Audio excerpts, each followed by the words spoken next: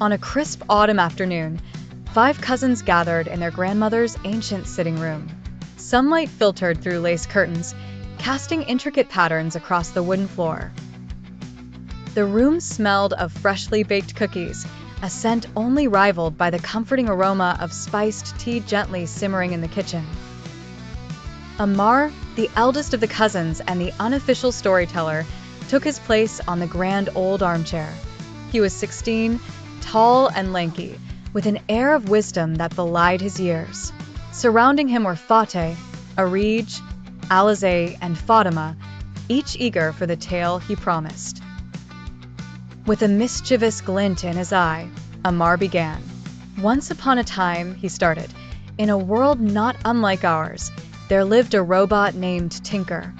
Fateh was the first to break the silence. What did Tinker do? Tinker, Ammaar resumed, was not an ordinary robot. He was built to assist with mundane tasks but had one extraordinary desire. Unlike other robots, Tinker wanted more than just to perform his duties. He longed for something deep inside him, a heart. Arij shifted slightly, intrigued by the unusual quest. But why would a robot want a heart? She wondered aloud.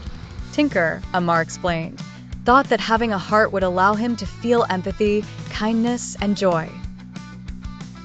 Fatima leaned forward, her eyes soft with empathy for the robot. Did Tinker ever get his heart? She asked gently. Alizé, ever impatient, added. Did he have to go on an adventure? Did he meet anyone interesting? Yes, yes, and yes, Ammaar exclaimed. Tinker set off on an extraordinary journey. He traveled through cities and forests, over mountains and across rivers, all in search of someone who could give him what he desired. Along the way, he continued, he met a wise old witch named Alara, who lived in a cottage surrounded by fields of wildflowers. Alara looked at Tinker with kindness in her eyes and said, I can give you a heart, but you must first learn what it truly means to have one. Fateh was practically on the edge of his seat. What did Tinker do next? He stayed with the witch, learning to care for the flowers, nurture the animals, and listen to the wind, Ammaar revealed.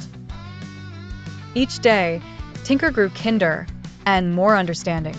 He helped the village children by fixing their toys, listened to the stories of the elders, and even planted a garden filled with the most beautiful flowers. Arij nodded wisely. He learned to feel in his way, didn't he? Ammaar nodded. Indeed, Tinker discovered that the heart is not made of metal or magic, but of kindness, compassion, and understanding. When he returned to Alara, she simply smiled and said, You already have your heart, Tinker. Fatima's eyes glistened with tears, moved by Tinker's journey. That's so beautiful, she whispered. Alizé clapped her hands cheerfully, always a fan of happy endings. Tinker got his heart. Ammaar looked at his cousins, taking in their expressions of wonder and joy. The story had achieved exactly what he intended. It had touched their hearts. As the afternoon light faded into twilight, and the room was filled with the golden glow of nostalgia, Ammaar closed the story, his voice gentle yet resonant. Tinker's story teaches us that sometimes what we seek is already within us, waiting to be discovered. With the tale told and hearts warmed, the cousins lingered, content in the glow of shared imagination and the deep bonds that tied them together.